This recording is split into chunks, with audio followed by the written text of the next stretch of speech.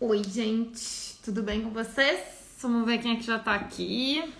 Tá aqui um pouquinho mais alto pra melhorar. Esperando o Henrique. Hoje o papo é bom. Hoje o papo é com os amigos de São Paulo. Adoro quando a gente vai variando. Deixa eu mudar esse negócio aqui pra não ficar aparecendo. Ó, o Henrique já chegou. Michel tá aí. Muito bom, grande presença. Vou chamar o Henrique aqui. Boa noite a todo mundo que está chegando para o nosso bate-papo tradicional. Oi, Ei! Isabel, tudo bem? Tudo! Você está sempre aqui com a gente. Eu falei, não, vamos conversar? Como é que tu tá? Ah, eu tô bem, você? Também, também. Aquela Tirando frio? correria, Ah, eu acompanho os seus stories. aquela correria do nosso trabalho, né? E aí a gente Uhum. tá muito cansado, mas é bom, é muito bom.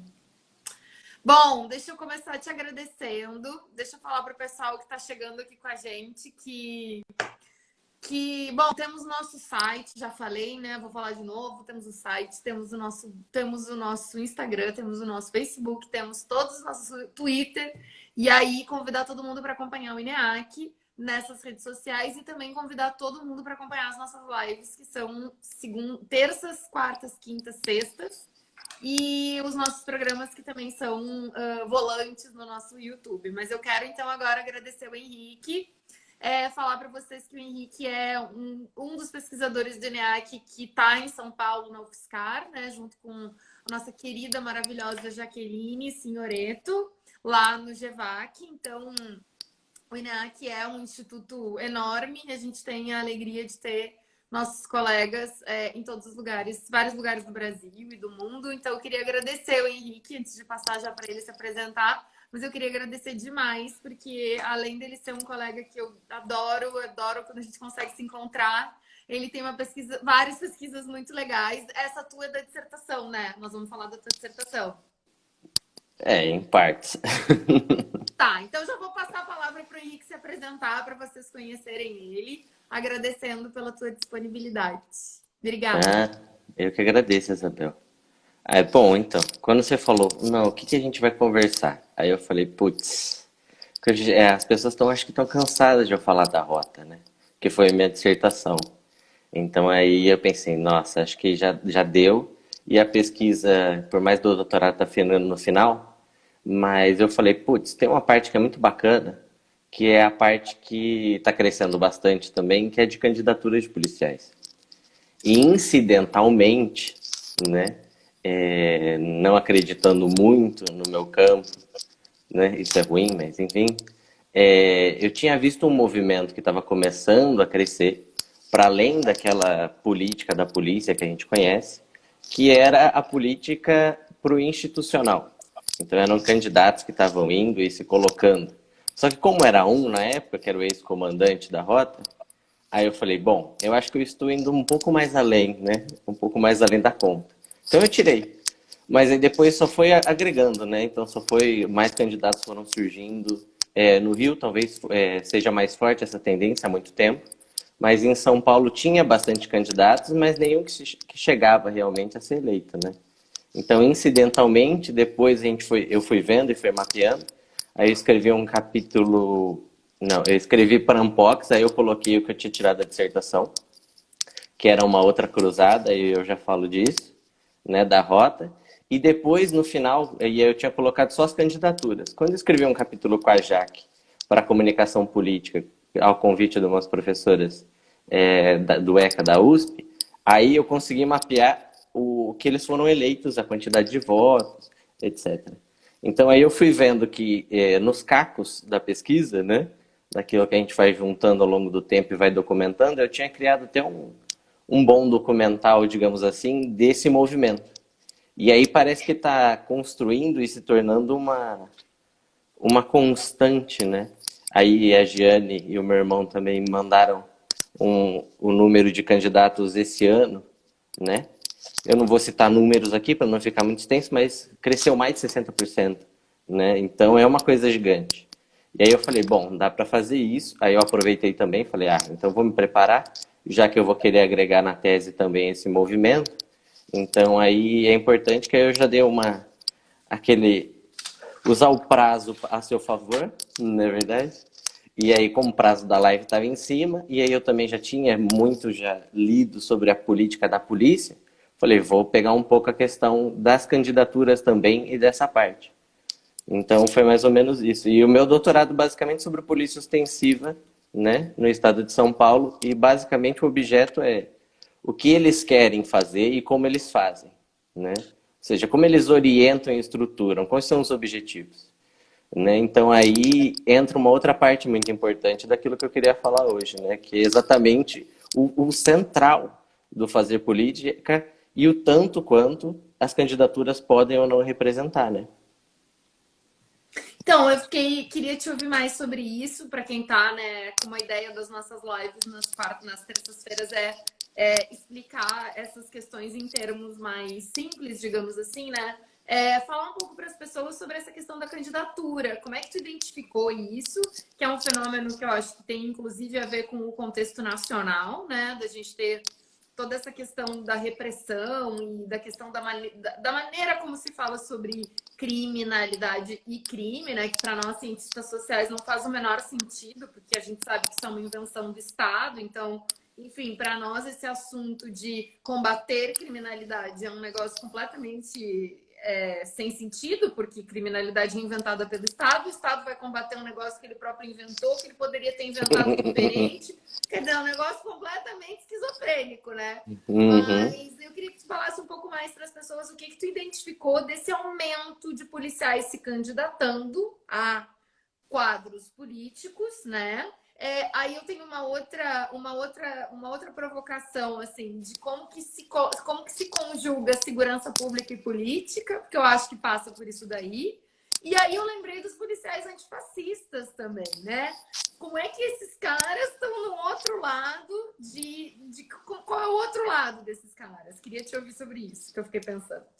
Então, aí eu fui pegar os números, eu achei muito bacana, né? Porque eu não acompanhava essa discussão. Aí a Fábia Berlato, que acho que esse doutorado dela foi no Paraná, né? Aí ela já tinha feito um texto que é Da Polícia à Política, junto com o André Codato. E aí eu achei muito bacana, né? Porque os números são assustadores em algum sentido, mas dão pra gente um panorama muito bacana do que é a intenção de realmente fazer política de muitos policiais. E eu não vou falar nem de candidatos, porque eles de 98 a 2014, mais de 900 e pouco, né? Então é muita gente de candidato, né? Agora conseguir fazer o representante, aí é difícil, né? Já é digamos, um campo, né, que é um pouco mais competitivo. Mas aí, pro âmbito federal em 2002 foram 4 eleitos. Depois teve uma refreada, foi para 2 em 2006.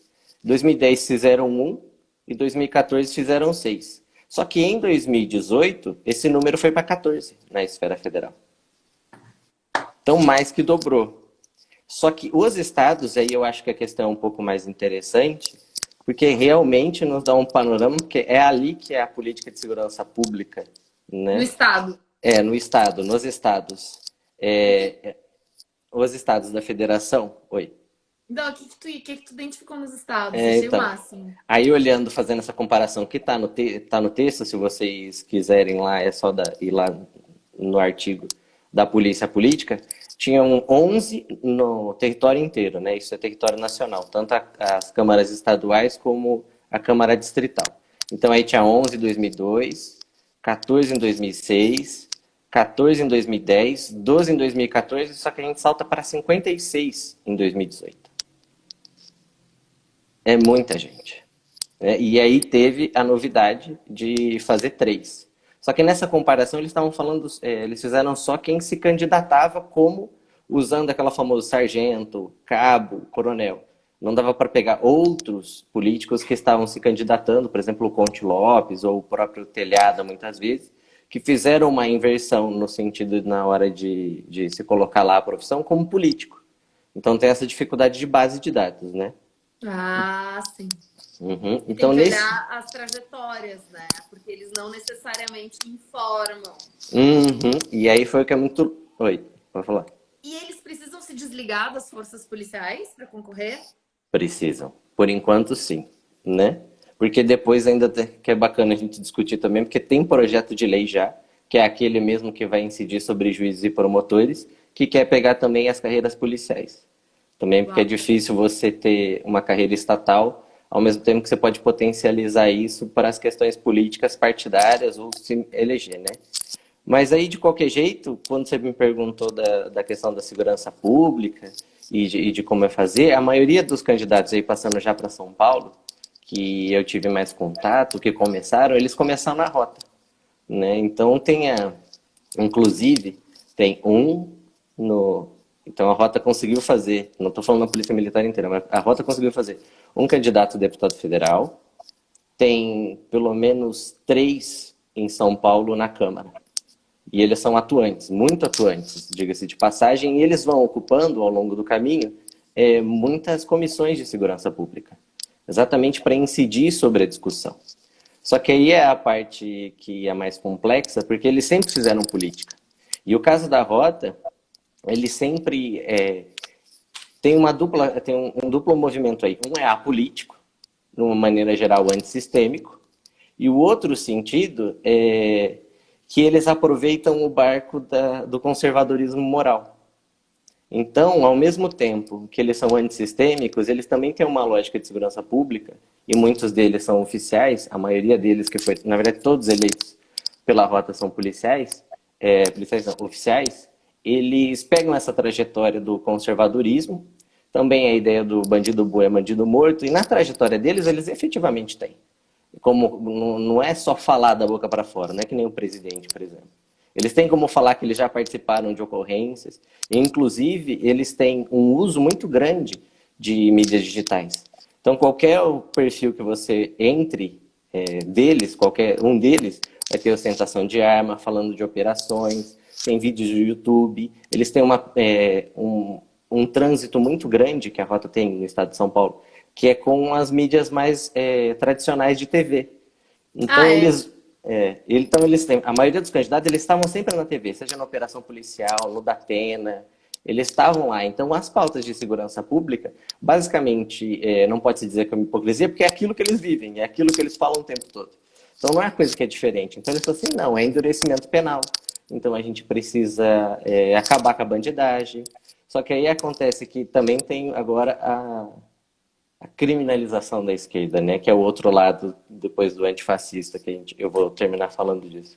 Eu queria te perguntar antes, só para o pessoal que está nos ouvindo, que talvez não entenda, né? Não está conhecendo, o pessoal que está estudando, o que significa falar em apolítico para esses caras, né? E, enfim, eu acho que aí para o movimento geral que a gente está vendo na política, essa ojeriza ao homem político, que é Uhum. para explicar um pouco para o pessoal. Se a gente pensar, né, o político é o sujeito por excelência que vai conversar, que vai discutir, que vai ceder, que vai chegar num denominador comum. Então, eu queria que você falasse um pouco para quem está nos ouvindo essa questão do apolítico e a questão do moral, assim, do que você falou, aproveitam o discurso moral, moralizante. Eu falo aproveitam, mas é que também tem aquela parte ali. Agora que você falou aproveitam, eles também pensam assim, né? E essa aqui é a maior incidência. Você vê um vídeo, por exemplo, que agora tem um quadro lá, Papo de Rota. Então são 2 deputados eleitos falando o que eles realmente acham. E essa sensação apolítica começa dentro da própria instituição. Porque realmente eles têm uma percepção de que a política atrapalha o bom serviço ou fazer policial de verdade. Então a política, na verdade, segura, por exemplo, os direitos humanos. A política transfere, a maioria deles, e aí quem quiser estar aberto pode ir lá no canal do Capitão Derrite, que foi promovido antes de assumir, né, de tenente Derrite passou a ser Capitão Derrite. Eles são antissistêmicos e anticorporação. Então todo problema deriva da política. Então a questão do acordo é o problema deles. Então, sempre há uma ordem e disciplina que devem ser cuidados, e então não há espaço para negociação. Só há Sim, uma moral. não há espaço para política que a gente poderia chamar de política nos moldes tradicionais, da negociação, da conversa, né? Né? E aí tem aquela coisa que a gente não pode esquecer que também que a pessoa, eles adoram falar, não, são pessoas, e são mesmo. Então, o movimento apolítico que foi crescendo, de que política é tudo igual, de que sempre fazem a mesma coisa, impulsiona também a narrativa e eles, como efeito e também causa, eles vão produzindo esse discurso no sentido de falta disciplina, falta ordem. E não é uma coisa nova no Brasil, né? Diga-se de passagem, de 88 para cá, o discurso é quase o mesmo, ainda que a gente teve algum tipo de tensionamento de uma agenda mais progressista, digamos assim, de direitos humanos, né? A questão do político fazer corrupção, de estar sempre em acordão, de estar sempre sendo egoísta, querendo pautar as próprias necessidades, eles apresentam o oposto, e a segurança pública vai nessa onda. Porque, na verdade, é a ideia do altruísmo, de que, na verdade, se tem uma construção inequívoca de que eles estão fazendo o trabalho para a população o tempo todo. E também tem um problema de que eles não entendem outras esferas, e aí a Jaque também, como fez isso com o Renato, não entendem que os outros atores que poderiam falar de segurança pública possam falar de segurança pública. E é aí que a política, por rejeição a essa política tradicional, ligada à corrupção, passa também por uma política tecnocrata. Ou seja, só pode fazer política e sobre segurança pública aqueles que, como disseram muitas vezes para mim de uma maneira bem educada, polida, sentaram o cu numa viatura, né? Então, quem sentou a bunda numa viatura, quem foi para um lugar, uma área degradada, entre aspas, é que pode falar sobre a segurança pública. O problema é que, basicamente, se apaga toda a realidade de conjunto, e a gente pode falar mil coisas, por exemplo, a própria falta de inovação, a falta de uma polícia investigativa, um processo penal, mas eles também vão ganhando parte, na minha opinião, aproveitando que estamos falando com a especialista, né, que é exatamente uma reificação o tempo todo do próprio discurso na esfera legal, né, que o Kant já mostrava, que o Mises já mostrava, e que todas as outras 1000 pesquisas acabaram mostrando essa persistência ao longo do caminho, uma pesquisa quase longitudinal de tantas mãos vão mostrando essa resistência, e se a fala para o BO chega ao juiz e é quase sempre no copia e cola e acaba sendo reverberada, é realmente uma sustentação de que o saber deles é ok. E é o que eles falam pra gente. Inclusive, é engraçado porque o Hélio Bicudo fez um movimento de tentar tirar os casos de violência e de letalidade do julgamento da justiça militar. E os policiais até hoje olham pra gente durante as entrevistas e falam assim, haha, tá vendo? Vocês mandaram pro júri, irmão. Então o júri absolve a gente. Então há a mesma sensação, de que muito reverberada nas mídias, de que há uma legitimidade no trabalho da Lava Jato, por exemplo, por causa das sucessivas confirmações em outras instâncias, é o mesmo pressuposto da ação policial. Então, se as outras instâncias não tiveram nenhum tipo de reforma naquilo que foi a ação, então está legítimo. Então o que a gente chia? Então aí é um problema de esquerda. E aí também que a esquerda faz parte da política, exatamente porque é considerado um mal. É aquilo que quer atrasar o trabalho deles, né? Então nesse sentido entra o problema que eu acho também mais grave disso tudo, e não é novo, que é a depuração que esse movimento de candidatos pode causar lá na frente, dentro das próprias instituições. Além de fortalecer a representatividade, porque os policiais vão começar a se espelhar nos discursos, não que isso é novo, porque também outra coisa que proliferou muito no YouTube são canais policiais que sempre reforçam a atividade policial como ação o tempo todo, perseguição, porque é óbvio, dá mais views, também é a parte que eles consideram do fazer policial mais importante, né? Eles não vão mostrar atividade burocrática, pré-eleição, etc. É muito chato. Então tem que mostrar realmente, né? E aí a lógica deles é sempre mostrar nesse sentido, nessas mídias, a construção de um marginal específico. Então tem sempre a próxima coisa, conversa com o cara. A rota e muitos programas são assim. Conversa com o cara, entrevista com o suspeito numa abordagem. Então aí o cara tem passagem. Quando você rodou por quê? Quem rodou é assim, foi preso por quê? Eu fui um 5-7, senhor. Foi roubo. Ah, foi roubo do quê? Ah, um celular. Você foi condenado a quanto? Ah, 6 anos. Você cumpriu quanto? Um e pouco. Então reforça aquela ideia também, que é a muito de impunidade. Ou seja, o cara já está solto, a polícia prende, a justiça solta, né? E a esquerda, teoricamente, para eles, na cabeça deles, viria a atrapalhar. Mesmo que muitos, como está no artigo da Fábia, que é realmente teve muita participação de policiais de esquerda dentro de partidos. E a atuação deles era organizacional, era tentar flexibilizar a estrutura militar, era fazer com que não fosse tão disciplinar no sentido pejorativo do termo, né? Do tipo, pune por qualquer coisa, tipo, você tem prisão administrativa de 5 dias, você vai ficar em casa. A própria questão de ter direito à defesa, porque o direito administrativo é surreal, né? Você pode ser punido por qualquer coisa. Então, no meio de uma... Eu fui fazer campo, por exemplo, e o cara tinha sido punido por não fazer a continência correta ou na duração correta para o capitão. E aí é engraçado que eles acham os limites da nossa pesquisa, não sei se eles acham que essa entrevista, mas aí na minha frente, tipo, aí o outro policial que estava conversando com eles falou assim, olha, ele está falando isso para fazer exemplo também. Então, punição como exemplo. Então, né, é perigoso nesse sentido, porque isso vai fortalecendo a narrativa, porque os próprios policiais de rota, quando eles vão se candidatar, eles sofreram punição nesse sentido. Não só a punição administrativa, mas eles também foram transferidos.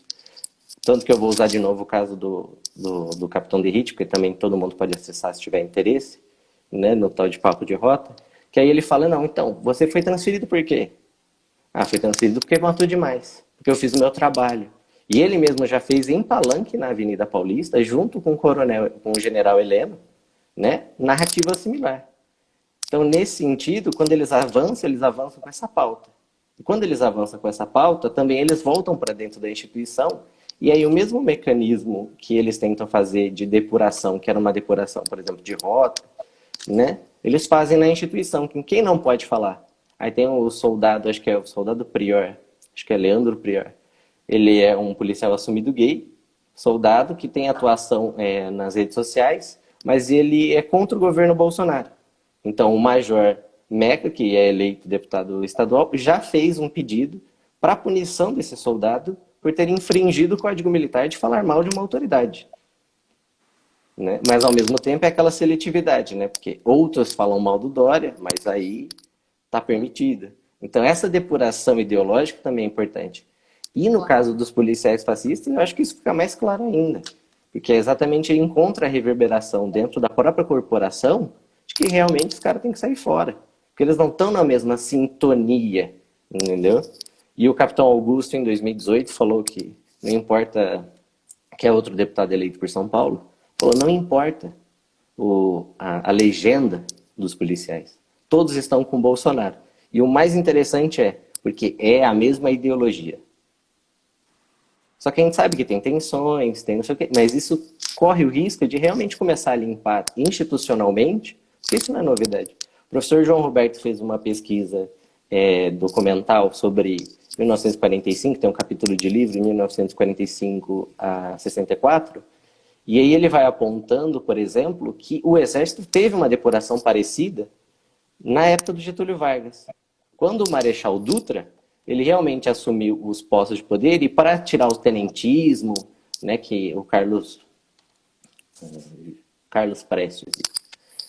Prestes, então assim, eram vermelhinhos, entendeu? Então não podia ser o melancia. Melancia é verde por fora e vermelhinho por dentro. Então, para limpar. E é um termo que eles usavam, né? Então, para evitar que houvessem de diversas matizes generais que atrapalhassem um sentido político que estava sendo pretendido, eles foram tirando. De um lado, os generais que faziam parte das oligarquias e queriam apoiar e apoiavam o Estado de São Paulo na Revolução de 32, ao mesmo tempo também os comunistas. E aí cresce o ódio ao comunismo. Isso vai fortalecer, isso entra na polícia e agora volta também, né? E aí os policiais antifascistas são realmente identificados nesse sentido, nessa gama política. E aí é uma tentativa de falar assim, não, gente, vocês estão querendo atrapalhar o trabalho policial. Porque o trabalho policial, nesse sentido, o Kant falou isso no seminário lá do GEVAC, que o GEVAC organizou, que é um apetite pelo administrativo, né?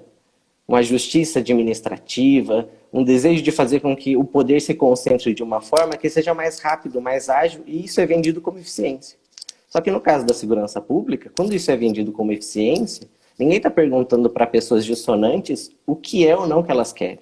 Como diz a Jaque Muniz, né, em muito tempo, você vai ter que dar limite para o que a pessoa pode fazer quando te abordar. Então, se a gente tirar esses limites de cima para baixo, já do que eles pouco existem de baixo para cima também, né, que é muito difícil esse controle, aí a gente vai ter um problema lá na ponta, que é a gente. Então, hoje, realmente, as pessoas podem ficar muito felizes, achando que o cara tá tomando tapa na cara e tá feliz. Só que, se for que nem na época da ditadura, um kit de sucesso, por exemplo, seria um livro do Karl Marx. Sim. Né? E haveria a justificativa dessa limpeza e depuração social e organizacional.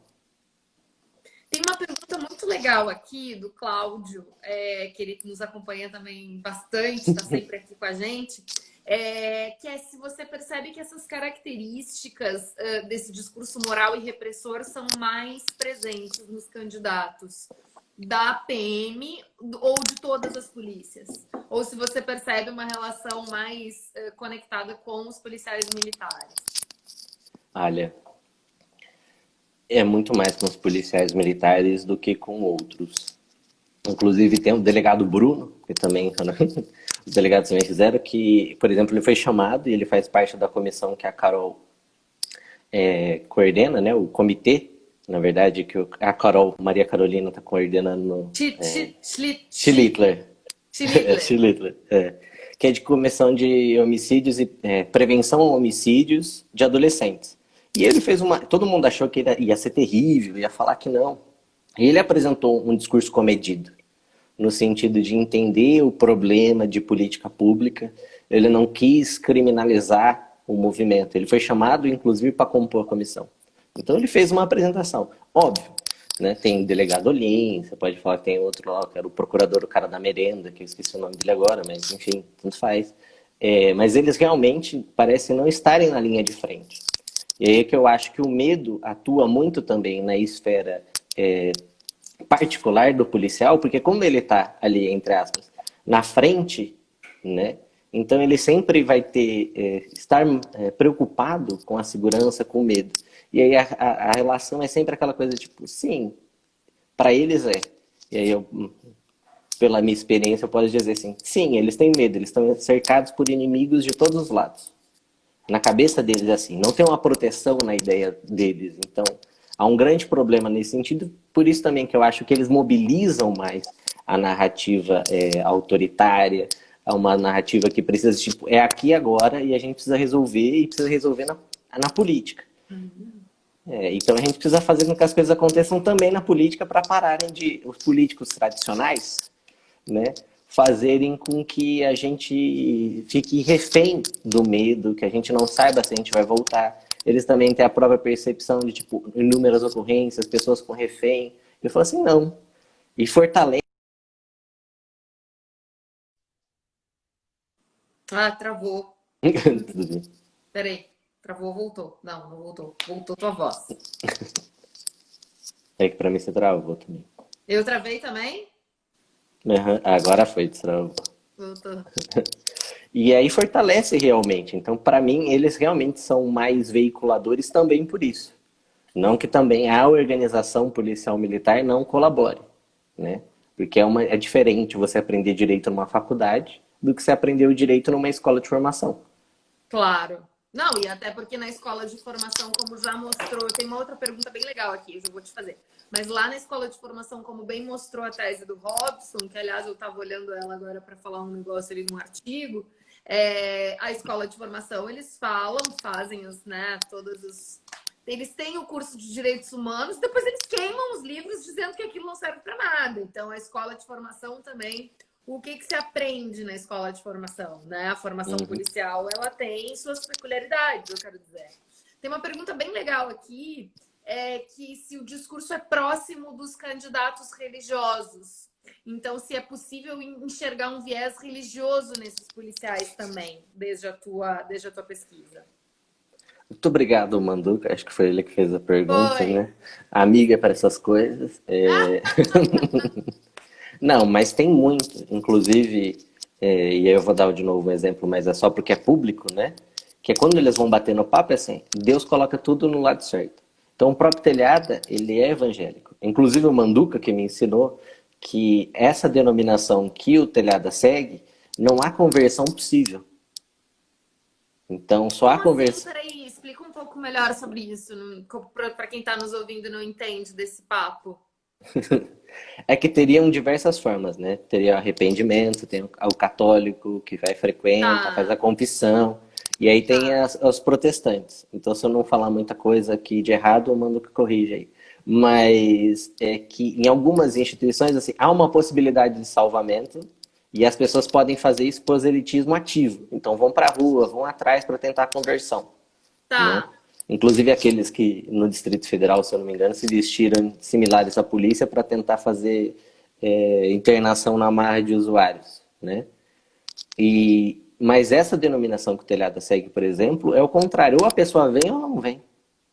Então há uma perspectiva mais individual, é meio Foucaultiano também, essa coisa de reinserir na pessoa um tá, espírito de culpado. Então ou a pessoa ela vai à igreja e ativamente busca uma reconversão, ou então tá fora. A direita também tá, adora um convertido, vide Frota, né? Então, Sarah Winter ou Jeromini. Mas nesse caso, então, não há salvação possível. Então, não há teoricamente, não há uma mediação possível que o cara vai chegar lá e vai tentar fazer proselitismo, por exemplo. Não que os policiais não façam. Inclusive, qualquer lugar que você vai assistir, seja operação policial, tem muito sermão. Tem muita questão moral sendo passada nas abordagens. Aquela coisa, você tá usando droga, tá se enfiando nessa merda por quê? Você tá acabando com sua vida, quanto tempo você tem? E se eu levar pro seu pai? Seu pai vai gostar dessas coisas? Entendeu? Então, sai dessa chave e volta pra moralidade. E se eu ganhasse R$ 1, acho que a Jaque já tá cansada de ouvir, mas assim, os policiais mobilizam muito esse discurso de que o problema é a moralidade. E aí, de novo, voltando na política, o problema é a moralidade que vem com a esquerda, que vem com a democracia. Porque as coisas eram muito mais simples antes, e aí o futuro, onde tem liberdade, vira o caos. Então, o problema é uma tensão entre liberdades individuais, ao mesmo tempo que você quer um controle muito maior do Estado e uma possibilidade de ação e liberdade profissional muito maior, né? entendi. Bom, tinha uma outra pergunta a Sabrina fez, mas que eu acho que um pouco tu já respondeste sobre a questão deles precisarem se afastar. Eles precisam pedir licença ou exoneração, e a pergunta é se eles conseguem voltar para a polícia depois, ou se eles se reformam, enfim, o que que tu tem observado nesse sentido? Então, policiais com menos de 10 anos de casa têm que ir embora, né? Mas com mais de 10 anos eles realmente podem voltar. Tem uma diferençazinha, que eu não vou lembrar agora, entre oficiais e praças, né? Porque eu acho que o posto do oficial garante a ele uma facilidade maior nesse sentido. Então ele pode sair, depois ele pode voltar, mesmo não tendo essa cláusula de 10 anos, mas na maioria das vezes ele precisa sair, né? Inclusive é o que o projeto de lei 255, né, que tenta mudar esse cenário, né, porque eles querem fazer uma quarentena política, mas então tanto para juízes, promotores, policiais e militares de uma maneira geral, que o deputado pediu 6 anos, né, mas ele falou que ele já aceita 4 anos, onde seria teoricamente a necessidade de se afastar para aí entrar num cargo eletivo, né, para não usar a máquina pública para fazer proselitismo político, por exemplo, né, para não usar o próprio cargo, porque realmente alguns postos da Polícia Militar eles são muito mais favoráveis, porque tem uma interlocução política muito grande, né? Então os coronéis realmente têm muito evento, muita gente Muito política capital envolvida. político, né? Tem muito Cap capital político, tem muito contato, tem muitas coisas, né? Capitães também, principalmente em cidade do interior, porque eles são um elo com a prefeitura, eles são um elo com a promotoria, eles fazem a parte porque eles criaram um instrumento que é de pedido de zeladoria pública, pedidos ativos da Polícia Militar para os órgãos, tanto do Judiciário quanto os órgãos do Executivo. Então, aí eles fazem pedidos gerais sobre, por exemplo, limpeza de praça, iluminação. Então, as pessoas encaram a polícia como primeiro polo de pedido. E eles souberam capitanear muito bem. Então, se há aquela reclamação de que eles são chamados para tudo, inclusive para questões sociais, né? E seja lá o que for nesse sentido, né? Porque vai desde de discussões e administrações de conflito matrimoniais até questões de lombada, buraco, eles souberam capitanear para fazer esse primeiro pedido, e aí eu acho uma ótima oportunidade de um lado para o capital político, mas também uma ferramenta interessante de uma polícia comunitária, né? Que é realmente fazer com que as informações cheguem para outras pessoas e não ficar só no empurra-empurra. Mas, de qualquer jeito, eles souberam fazer muito bem essa parte, porque eles começam a ser representativos também nesse sentido. E aí você tem uma maior amplitude, né? E é por isso que só os oficiais, e aí que é engraçado também, porque só os oficiais podem voltar e assumir da onde eles pararam. Né? Ou seja, vão continuar a carreira. Isso que eu queria te perguntar. Qual é a diferença entre os oficiais e os praças nessa tua pesquisa, né? Porque eu imagino que os praças tenham muito menos candidatos praças. E aí, como é que é? Qual é o contraste entre eles? Porque aí um pouco tu já falou, os oficiais conseguem voltar, os praças não. O praça com menos de 10 anos, ele realmente não vai voltar. E então, apesar do que a gente pensa, as praças são as que mais se candidatam. Ah, é? Eu vi um levantamento, acho que eram 200 e poucos cabos agora nessa eleição para o âmbito distrital municipal. Então, tem muito mais praças do que oficiais. Até porque os oficiais ganham muito mais, têm uma carreira muito mais consolidada, né? Passam anos para depois se aposentar, sei lá, com status social de ter comandado alguma coisa. Então, tem uma projeção muito maior de carreira do que as próprias praças, que tem um limite, né? E também parece que as praças têm uma entrada muito maior na politização, inclusive por questões corporativas. Então, tem um movimento já dentro das polícias que vai às praças para fazer com que as praças também sejam um capital político importante. Porque a gente pensa só nas pessoas, mas as pessoas comuns, que não estão em envolvimento ou conhecidos direto com policiais, mas tem a família policial militar que é um voto garantido, entendeu? Então, é uma pauta que seria mais difusa nesse contexto. Sim, eu me lembro de um orientando meu lá na especialização, que ele escreveu sobre as viúvas da Polícia Militar. Então, assim, é uma questão, né? Se pensar na minha tese, por exemplo, a família está por tudo. Inclusive na questão da polícia, né? Quem é a família policial e quem tem os filhos, os dependentes, as esposas, né? E entra toda essa relação. E você identificou também essas questões morais, né, que você estava falando, assim, que eu achei muito legal pensar nisso, e no quanto essa onda né, da luta, não só a política, mas moral, assim. O que dá para a gente pensar nessas candidaturas? Então, elas... um pouco você já falou, né, desse combate à violência e tal, quando fala da abordagem, eu achei muito legal a ideia de que os caras fazem abordagens já moralizando e trazendo para essas questões de medo, muito medo, né? Discurso do medo o tempo todo, né?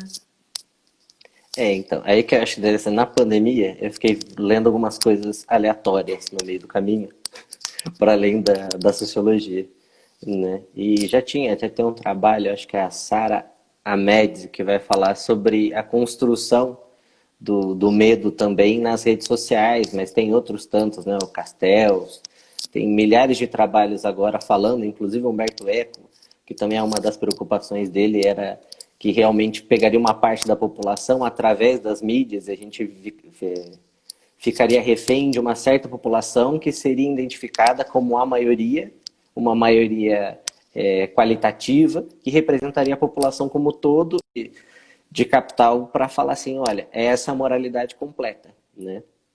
Então, realmente, nesse sentido, a gente já tem um grande avanço.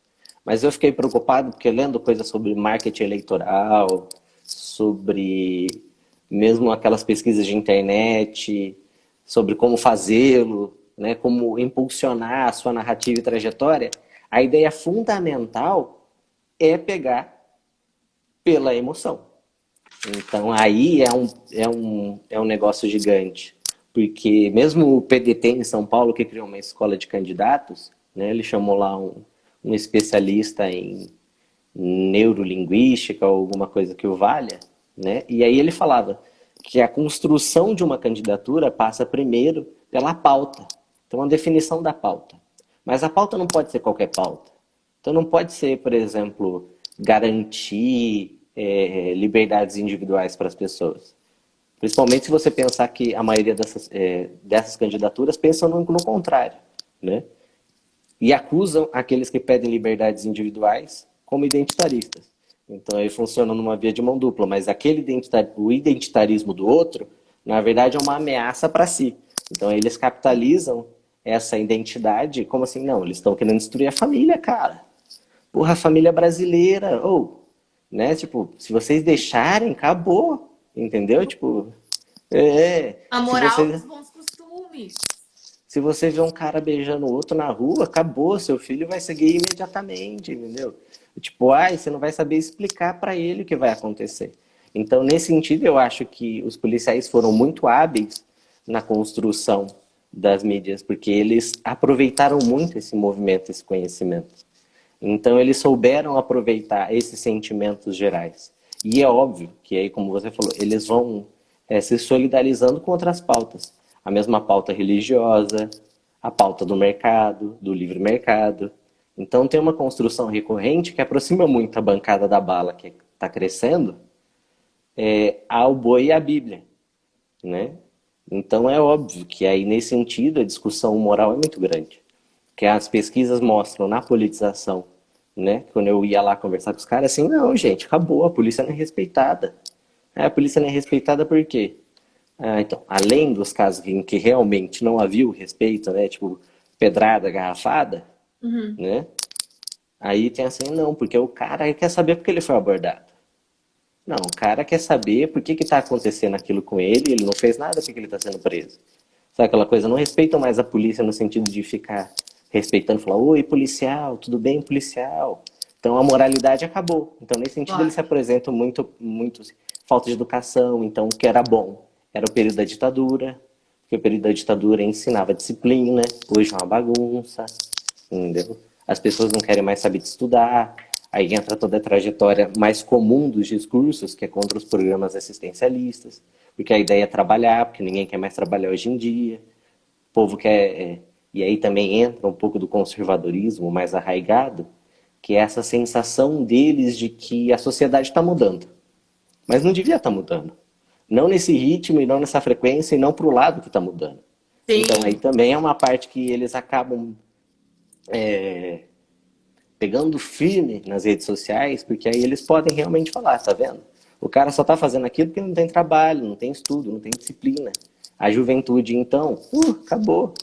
Né? Como se fosse alguma coisa nova, né? Mas tudo bem. A juventude claro. acabou e a gente tem um problema grande agora, porque muitos deles falam essa cultura do funk. Então a cultura do funk apareceu bastante, muito discurso assim. Olha, o funk ensina tudo errado, sabe? Ensina, faz não sei o quê. E aí a gente pode discutir um monte de coisa, machismo nas letras, não sei o quê. Mas a própria ideia de você localizar uma amoralidade no movimento cultural, que também não é uma coisa nova como aconteceu no samba, né? Tipo, claro. é um discurso que realmente pega. Porque aí depois, por exemplo, o pancadão vai servir como o exemplo de tudo que é errado no funk. Como se a vida fosse feita do consumo de pancadões. Como se não tivessem outros espaços, outras coisas reguladas. A própria ideia do funk ter sido assimilado pelas grandes redes, né? Mas aí aparece o tempo todo essa questão, tipo, é a degenerescência social. Então, como eles também sentem isso, eles também emulam isso. Isso é diferente também do medo, político né? Você falou do medo. Eles sentem medo o tempo todo, eles sentem isso da moral o tempo todo. E eles têm essa coisa, tipo, o político profissional que falaria demagogicamente, eles não. Eles piamente têm essa diferença, tipo, eles não vão para lado algum, digamos assim, tipo, Ah, vai mudar a sociedade, então eles vão junto. Por exemplo, pega o Bolsonaro e depois abandona o Bolsonaro, fala assim, não tem nada a ver com isso, e não funciona. Então, perde de credibilidade. Eles não, eles souberam usar muito bem. Eles começam e terminam com a mesma coisa. Tanto que aqueles que mudam são acusados de traidor, que é o caso do Ah, Major Olímpio, né, que votou contra o governo. Então, aí esse vai para a ala da, tipo, vamos te linchar. Então, aí sobe tag, faz um... voltou. Voltou. Você falou que daí quando acontece como o Major Olímpio, aí lincha, né, e tudo mais. Era isso que você estava falando. Uhum, Tem uma pergunta para sim. ti aqui importante, que eu acho que também vale a pena a gente falar. Salles Cedro, aí eu não sei o nome, mas enfim, Henrique, que impacto a eleição de policiais para cargos governamentais pode gerar na nossa democracia? Obrigado, André. É o André Eu acho que Salicedro do tem a ver. GEVAC. Isso é uma coisa de bola de cristal que a gente, cientista social, não tem, né? Mas vamos ouvir o que você acha do negócio. Quais os impactos que você está percebendo? E tem uma outra pergunta aqui do Manduca de novo. O Manduca tá cheio de perguntas. Ele tá te ajudando, como tu disse. Se tem algum cruzamento de dados para medir o sucesso eleitoral de cabos e praças em face ao sucesso eleitoral de policiais de carreira. Então, acho que tem essas duas perguntas. E aí já vamos encaminhando para os finalmente, porque a gente já está aqui com 10 minutos só para terminar a nossa live. Passa muito rápido, muito bom. É, muito rápido. Por eles serem antissistema, há um apoio de pautas contra o STF, contra o próprio Congresso. Pode parecer dual e até esquizofrênico pensar assim, mas não, eles teoricamente ganham de qualquer jeito. Então a ideia de uma autocracia para eles não é errada. Se na verdade o problema é a política, então se acabar com a política, acabou. Então acabou o problema, vai tudo voltar para a ordem normal. Lógico que a adesão nesse sentido é muito grande, né? Mas eu não acho que é uma ruptura imediata. Então eu não sei se a gente pode falar no quando, que nem o Eduardo Bolsonaro, né? Acho que é o contrário.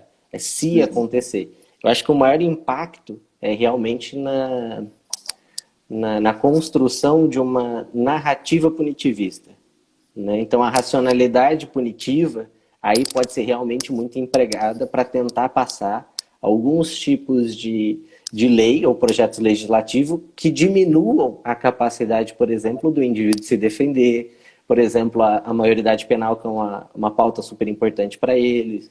Então, nesse sentido, a redução das liberdades individuais e o aumento da discricionalidade dos órgãos de segurança, realmente eles podem tentar passar o tempo todo.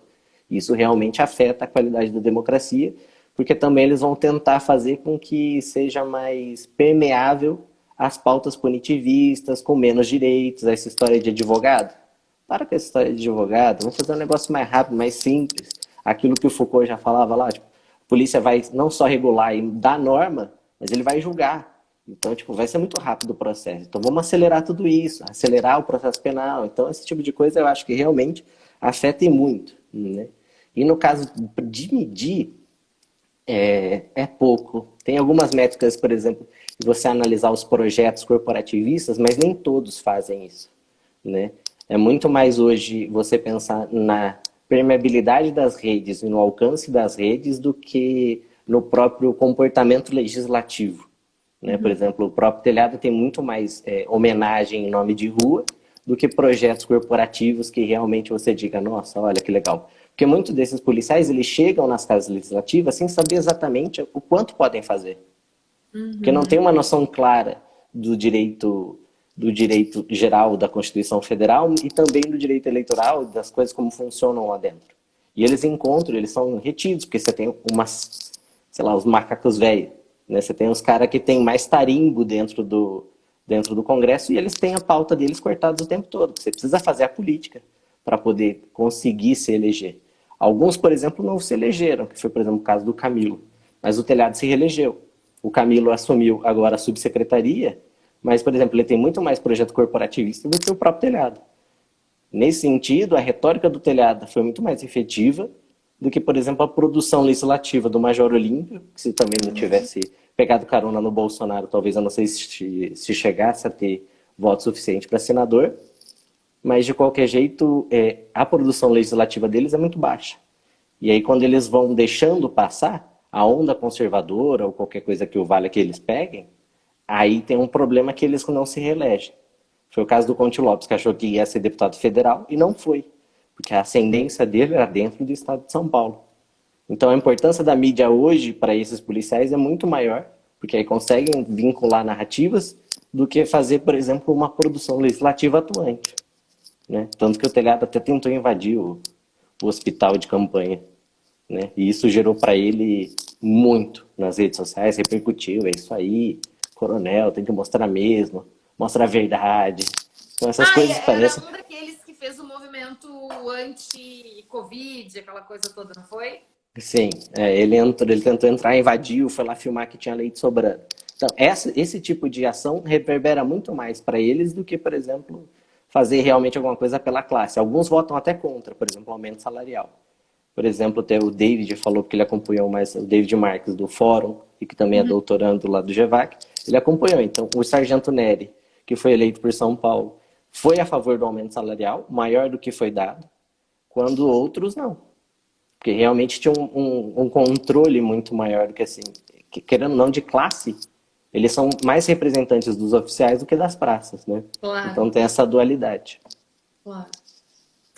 Bom, gente, se alguém tiver mais alguma pergunta, a gente já está chegando no final, a live passa super rápido. Eu quero dizer que a tua pesquisa é o máximo, que eu quero ler todas essas questões aí. Vou ler, vou catar, vocês já publicaram. Quero te pedir para falar um pouco para quem está nos ouvindo. Só fazer um comentário aqui, tem uma pergunta do Cristiano. Não, Cristiano, a gente não tem lista de presenças. A nossa live não é uma atividade... como é que chama, sei lá, que tem algum tipo de certificado e tudo mais, é uma atividade aberta de difusão científica para ouvir quem quiser, né? Então a gente não tem nenhum tipo de controle de presença. E eu quero mais uma vez agradecer o Henrique, dizer para vocês que então nós temos o nosso site lá do INEAC, que tem um repositório, que tem materiais de vários pesquisadores nossos. Dizer que o GEVAC também tem redes sociais, vou pedir para o Henrique falar das redes sociais do GEVAC, né? E nós somos, então, um instituto que está no Brasil inteiro, no mundo, temos consultores internacionais, atividades todos os dias da semana. Nesses tempos de pandemia é como a gente está conseguindo falar sobre as nossas pesquisas, então convido todo mundo a nos conhecer aí nas redes sociais. Amanhã tem live, tem Antropopapo, quinta-feira tem Covid a Reflexão, sexta-feira tem a live do Lenin, que agora é sexta básica, e na sexta de noite tem o Luz Vermelha. Então tá todo mundo convidado. Eu quero agradecer mais uma vez o Henrique e, enfim, pedir para você falar se já tem algum resultado publicado, né? Tem um artigo que você falou que escreveu, então acho que talvez para quem tiver interesse. Então, obrigado vocês, Isabel. É bom, eu estava do outro lado da tela, né? E a gente está fazendo esse papel, mas realmente foi muito bacana ver várias conversas ao mesmo tempo que dialogam com a gente para fugir da hiperespecialização, inclusive dentro da nossa área de administração de conflito, né? Fica só na polícia, só na justiça, etc. Mas tem bastante, pode ir no site do GEVAC, não tem só as minhas pesquisas, tem outras pesquisas também. Tem o do André que está aí, que comentou, tem as nossas publicações todas, tem os artigos que a Jaque publicou também, que é importante, atravessa toda a questão da política da polícia, da justiça também. O que a gente publicou foi um capítulo de livro, mas também dá para ver lá no site do GEVAC, é tranquilo ver.